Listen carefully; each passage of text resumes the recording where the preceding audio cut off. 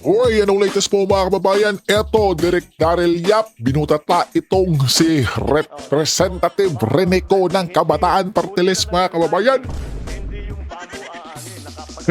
Kabataan Party List, alam naman natin yan mga kababayan, di ba? Dahil sa kaliwat kanan, di ba, mga aligasyon ngayon mga kababayan ukol sa flood control project, mga korupsyon mga kababayan, ni Martin Romualdez at Saldico mga kababayan, ay itong si Kung Renico ng Kabataan Party List mga kababayan ay tila lumilihis. Diba? Kasi mga kababayan, hanggang ngayon raw ay hindi pa rin nasasagot kung saan napupunta at nasaan ang confidential at intelligence funds ni President Sara Duterte, Vice President Sara Duterte mga kababayan. Di ba? Biglang liko mga babayan yung topic niya. Samantalang sa issue mga babayan, di ba? Sa nangyari na itinuturo na sina Martin Romualdez mga kababayan, di ba? Nalawit na mga babayan, pero siya walang imik. Di ba po mga babayan? O hinahanap pa rin niya hanggang ngayon kung saan yung confidential funds daw ni BP na Sara Duterte mga kababayan. Di ba po? Oh. At sabay pansin mga kababayan. At syempre, ibinalita naman ito ng mainstream media mga kababayan.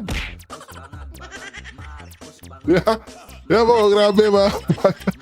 Naku po. Kaya agad naman itong ibinutata ni Derek Daryl Yap mga kababayan. Oh, ani Derek mga kababayan, hindi naririnig ng mga nagmamatikang bangs ni Nor Sinigang Wex ang panaghoy ng mga Pilipino. Pero kapag Duterte, asahan mo parang tinubuan ng daliri sa puwet.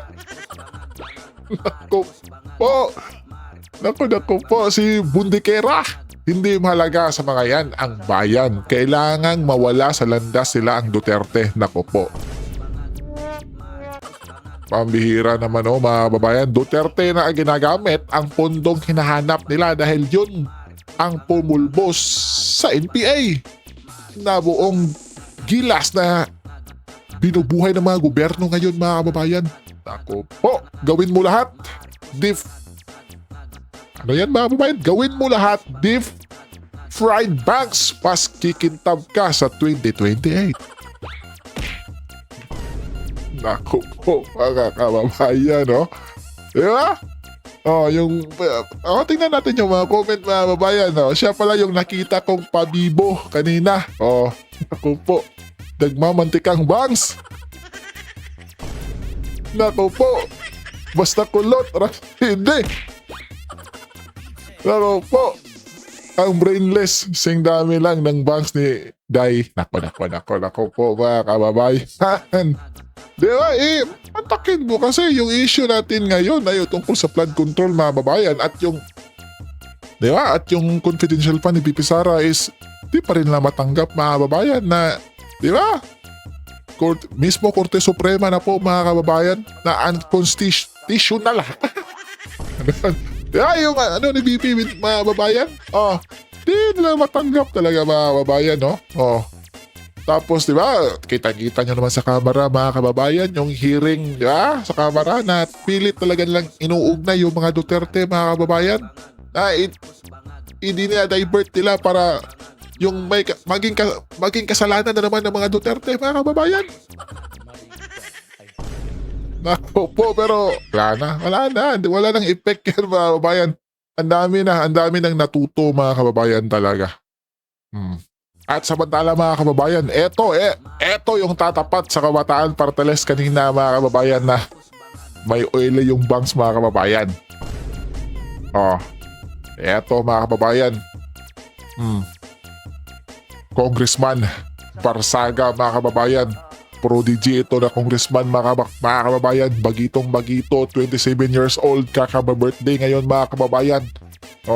Pakinggan natin yung kanyang tirada kay Romualdez mga kababayan. Di ba? Matapang na bata to mga kababayan, congressman.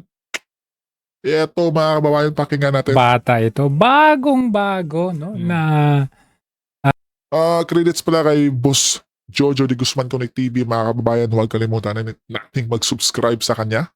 Congressman ngayong 2025. Mhm. At ang pangalan nito ay si Kiko Barzaga. Kiko Naku, Barzaga, mga kababayan. ano nito yung yung dating congressman niya si Elpidio Barzaga. Ay, oo nga pala. Tatay niya pala, anak niya pala ito. Tingnan natin na anong banat niya. Well, I believe that Mhm. if anyone should be investigated, the first person to be investigated is House Speaker Martin Romualdez, Why, sir? Why? Bakit po? because he's now Speaker. Very straightforward. You think there's Hindi man lang natakot. Tama. Ika nyo yan, di ka natakot. personal knowledge about his involvement Tapos, in any of the anomalous projects or any of the projects? I have some personal knowledge. Mhm. Kindly Patay elaborate, tayo sir. dyan. I will not be elaborating that yet.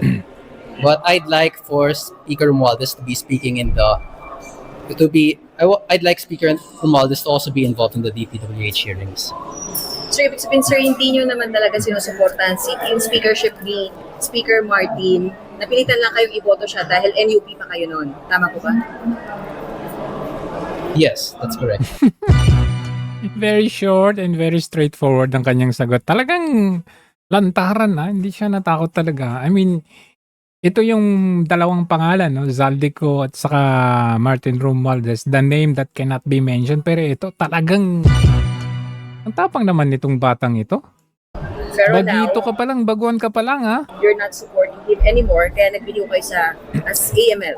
Yes, I'll now be an independent candidate, or I might be a minority candidate. I'll be an independent candidate or a member of the minority if the leader of the minority would allow me. Sir, to clarify lang, you're saying na involved po si Speaker Martin Romualdez sa mga anomal niyang flood control projects, may hand siya. I'm saying that it's very unlikely for the speaker to have no involvement in such a large issue. Ganon din. Ang tanong sinasabi mo bang involved dito si Speaker Martin Romualdez? The mere fact na sinasabi mo, I'm saying that it's very unlikely na hindi siya involved dito. Ganon din yung sagot niya. Involved nga. Tapang mo Sir, you're talking about the alleged insertions or yung mga kickback from alleged Both. commissions? I mean, everything's under the Everything. speaker. Paano niyo nasabi, sir? Ano yung nalalaman niyo pwede niyo? Wala ka man lang ka nervyos? Well, nothing yet. Pero kung may You gusto have kayo, evidence, sir, that na involvement po si Speaker? You have evidence? You have proof? Would me possessing evidence make a difference? If the speaker were to have evidence presented against him in the DPWH hearing, would anything happen to him, or would he still walk away free with a warning? pero sir, kung may gusto kayong suportahan sa pagka-speaker ngayon, since tumiwalag na kayo sa NUP, sino na yung gusto niyo maging speaker? No one comes to mind yet. Pero kung pwede ang neophyte, Kiko Barzaga. Joke lang. Kiko I have no interest in Barzaga. being speakers. Masyadong busy yung schedule nun. Okay. So, inalam natin, wala talaga sa radar natin ito, no? Kahit ako, hindi ko to kilala. Yan pala, napag-alaman natin na ito po, batang-bata pa, 1998, no? Tama, Boss Joe. Siya yung second na youngest na congressman. Imagine yung pagka-congressman niya, hindi po party list, Congressman siya ng fourth district ng Cavite. Ayan, Cavite's 4th district. At napag-alaman natin na ito po pala ay anak ni yung Yumao, no? Yung namatay na Magaling si Elpidio Barzaga Jr. Alam nyo ba? Ito po ay tito. Tito, itong si Elpidio Barzaga, tito po ni Nino Barzaga. Ninyo Barzaga, Boss Joe, no? Yung kalbo, mga kababayan. Sikat na sikat yun sa TikTok, mga kababayan. Naku po. Dating Baka Duterte yun, mga kababayan. Tapos ngayon, biglang likodin yun, mga kababayan. At yung kanyang pamangkin ay, di ba, Baka Duterte pala. Naku po. Ay, paano na yan? Kap, Nino Barzaga, itong pamangkin ninyo na si Kiko Barzaga, kinakalaban niya yung amo mo. Yung boss mo na si Martin Romualdez. May bayag to, nako. Oh, Ang tapang naman nito, I mean, out of nowhere, merong lumabas na isang neophyte, no? Self-proclaimed na ano to? Congress Meow daw, Congress Meow. Kasi doon sa kanyang campaign jingle, parang ano to lover ng mga animal, mga hayop. Pero yung mga hayop sa Kongreso, ayaw niyan. May paninindigan. Alam nyo ba na itong si Kiko Barzaga ay nag-suporta kay House Speaker Martin Romualdez and became the part of majority bloc since July 2025. At naging assistant majority leader din siya under kay Sandro Marcos. Pero umalis siya. Iniwan niya itong NUP. Umalis siya doon. Iniwan niya at sumali na siya sa minority bloc.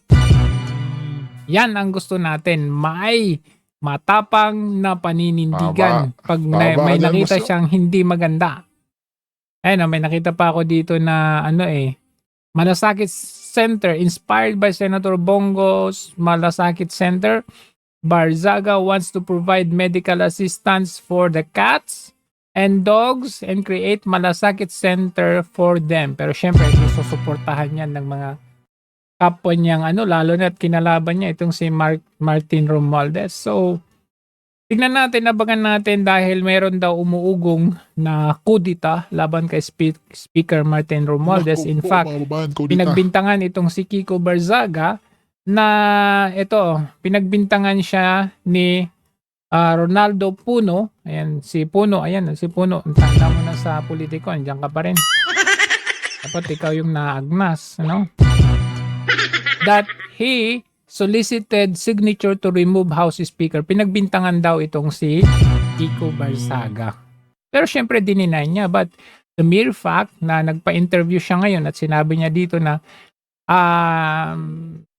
dapat maimbestigahan at dapat mapalitan ang speakership. So ito, ilagay natin sa radar natin at bantayan natin itong batang-bata na ito na contradictory doon sa prinsipyo ng kanyang tito. Ayan, pamangkin ni Nino Barzaga ito kung tutuusin. Tama mga kababayan, ilagay sa radar yan, Busjo. Diba? Dahil bagitong bata to mga kababayan, papalag to. Tapos yung kanyang tito na si Kap Nino Barzaga mga kababayan is grabe yun mga kababayan. Maka Duterte no dati tapos ngayon di na mga kababayan. Kaya itong batang to mga kababayan, hopefully hindi babaliktad to mga kababayan. Di ba po? Kasi ang tapang mga kababayan di ba? 27 years old, isa ng kongresista mga kababayan. Tapos, pinalagan pa yung speaker. Ay, naku po. Diba? Hanggang dito na lang po tayo mga kababayan. Huwag niyong kalimutang mag-subscribe.